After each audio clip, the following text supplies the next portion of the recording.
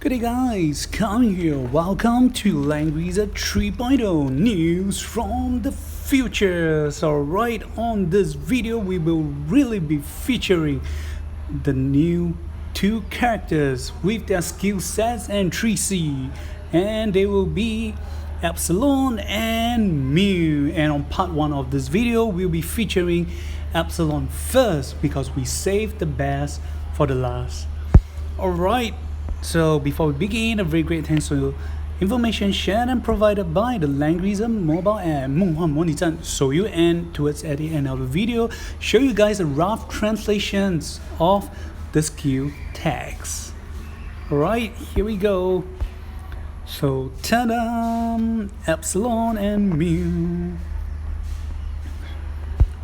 So right, looking at his design again. Okay, a very cocky fella.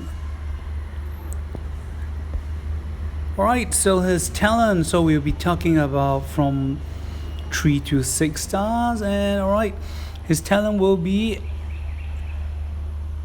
Hazard body. I'm gonna go with that.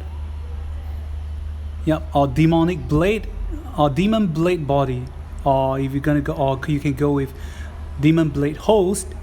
So alright, when going to battle, increase crit and crit damage by from left to right, from 3 star to 6 star. I'll be going through on 6 star only. Increase crit and damage by 25%. Soldiers will attack together with your hero on range attack, and when you have faction buff in effect, it will increase his skill shooting range by 2 and increase movement speed by 2 squares or tiles. So right, we're gonna go through again. Number 1, before going to battle, increase critical and critical damage by a maximum of 25%. Number 2, your soldiers unit will automatically attack together with your hero for range attack. Number 3, when you have special faction buff effects, it will increase Epsilon skill range by 2. And number 4, increase movement speed by 2. So right, this is very violent and straightforward. I like this kind of hero, easy to understand. No, don't have to think too much. And then we will be looking at his faction. So he will be part of a Meteor faction, Darkness faction, and of course the Yellows faction. Okay, his original path or his standard path. Okay, it's known as the Demon Blade user, or you might want to call it Hazard user. Okay, so we're going to do a quick one on repeated skills. So assault. So ignore guard, attack a single enemy, deal 1.3 times damage. Before going to battle, for every step you move, damage taken will be reduced by 5%, a maximum of 20%.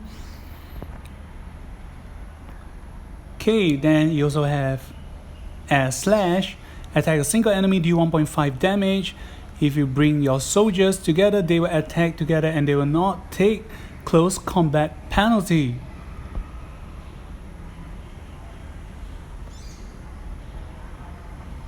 Okay, so on his first path,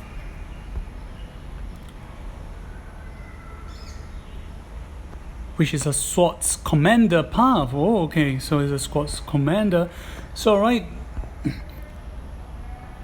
first path, second class, Swords Fighter. Alright, so heavy strike, attack a single enemy, deal 1.2 times damage. If you are currently under defensive terrain, It will cause enemy to be stunned or faint before battle, and it will last for a turn. Okay, this is an old thing. Okay, now the first path, third class. Swords Commander. Okay, something new, so it'll be the first one. I'll go with Shadow Shield or Shadow Protection. So okay, it's a passive skill. If there are no allies within 2 squares or tiles, Epsilon range, and if this turn you have Epsilon have not dealt any damage, at the end of a turn he will obtain Shadow Shield or Shadow Protection. Maybe I'll just stick with Shadow Protection, it sounds nicer. Okay.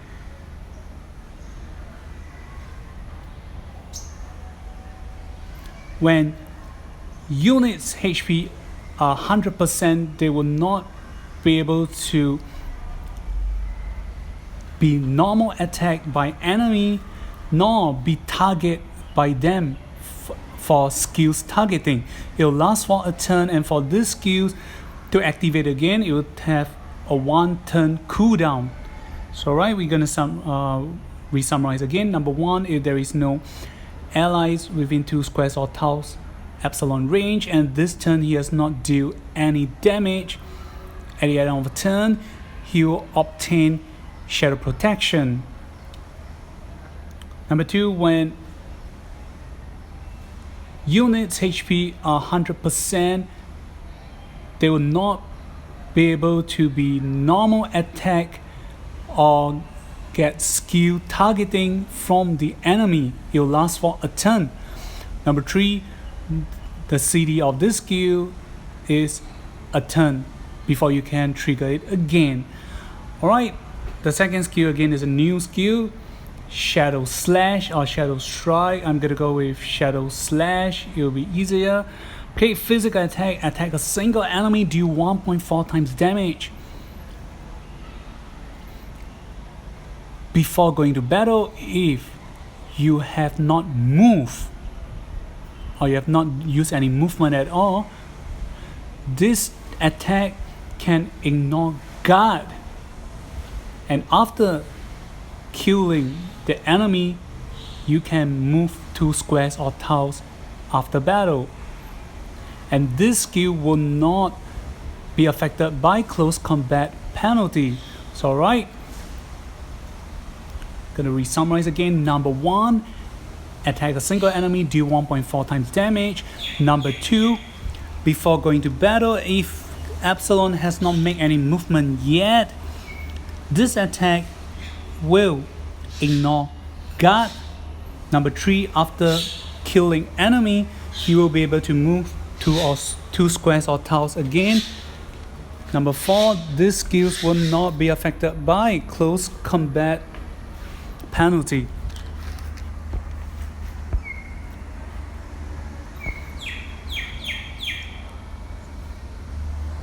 Okay, the second path, known as the ultimate host path or ultimate body path. I will stick with host, it sounds better. Okay, it's a demon class, so right. Demon Blade host, this is a second path, second class. Okay. Oh, speed enforcement. So okay, it's a passive. At the end of a turn, it will allow one ally, which is 1 square or tiles beside him, to have their movement speed increased by 1, and immune to movement speed down, and healing reversal.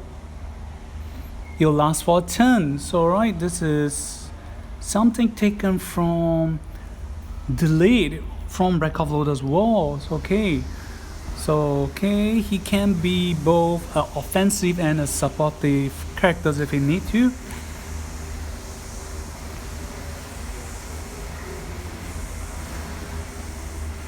Okay, his third class, the ultimate host. So okay, a new skill. So it's a faction buff. Oh, okay, he's a faction buffer of Meteor. So it's finally, after so long, we have a second buffer since Zareda. So okay, so his faction buff name is Lone Destruction New Star. I'm going with that. So his active skills: after casting, all Meteor ally will have attack and defense greatly boost, and they'll obtain the effect before going to battle. It will cause enemy crit and crit damage taken to be increased by 12%, and after killing enemy will obtain 1 turn counter strike damage increment of 25%. Will last for 4 turns. Okay, and this effect cannot be stacked with other buff. So right, we're gonna re-summarize again. So it's a faction buff number 1. After casting, all Meteor's ally will have their attack and defense, or aka aside from HP, their stats, HP and skill, their stats will greatly increase, and they'll obtain the effect number 2 before going to battle. Cause enemy to have taken crit and crit damage increased by 12%. Number 3, after killing an enemy, the ally will obtain 1 turn effect of increasing counter damage deal against enemy of 25%, and this faction buff number 4 lasts for 4 turns. So yep, so I gotta say, okay, it kinds of make Meteor's heroes to be able to play Code Rush or Rush formation much easily or better. They have a high chance of not only they can just rush into enemies formation and kill off their heroes, and they can solve the issue of having their ally retreating. They can just they can just throw the ally there and wait for enemy to try to attack them, so they can exchange blows against each other while you will deal extra damage back against them. There's a high chance that you can bring down another hero down with you. I mean, I may be right, may be wrong. This is just my thoughts. And alright, his last skill is old skill, Sun Strike or Sun Slash. So attack a single enemy, deal 1.5 times damage. After battle, heal back damage deal of 30% as your HP. It's alright, but currently right now, I mean, I'm not able to do any testing, but I just feel that Zareda faction buff still seems much more appealing than Epsilon faction buff. But then again, I may be wrong. So alright, his 3C Bizarre Star Demon Blade, right? Kyose Mato. So yeah, I'm gonna stick with Bizarre Star Demon Blade. So it's both a passive and an active skill. So passive, for every unit, or when every unit die, it will allow Epsilon to obtain Bloodthirst or Bloodthirsty. The effects will be increased attack by 5%. It can be stacked up to a maximum of 4 layers and cannot be dispelled. And it will cause the active skill CD of these 3C skills cooldown to be reduced by 1 for every units that die on the field. Whoa, this is kind of cool. Okay, so we're going to re-summarize. Number 1, for every unit that die on the field, it will allow Epsilon to obtain Bloodthirst, increase number 2 at increase attack by 5%, which can be stacked up of 4 layers and not able to be dispelled.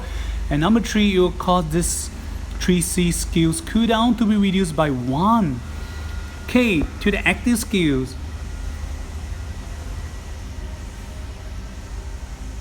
Attack a single enemy and ignore guard. Deal 1.4 times damage. Increase critical by 30%. And if this turn you kill an enemy, you obtain 1 layer of blood thirst. So okay, this means he will get 10% in just one battle if he managed to secure the kill.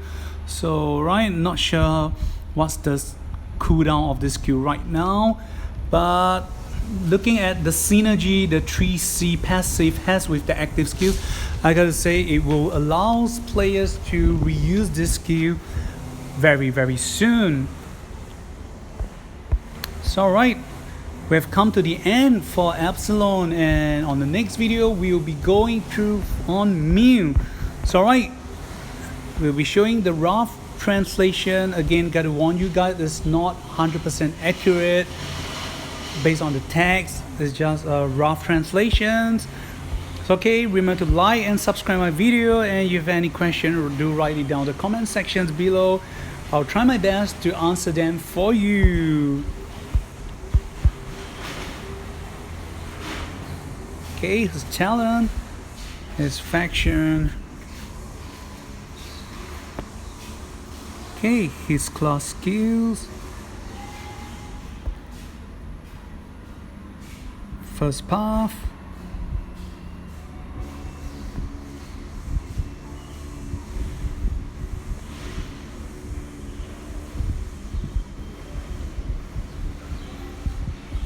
And his ultimate host path.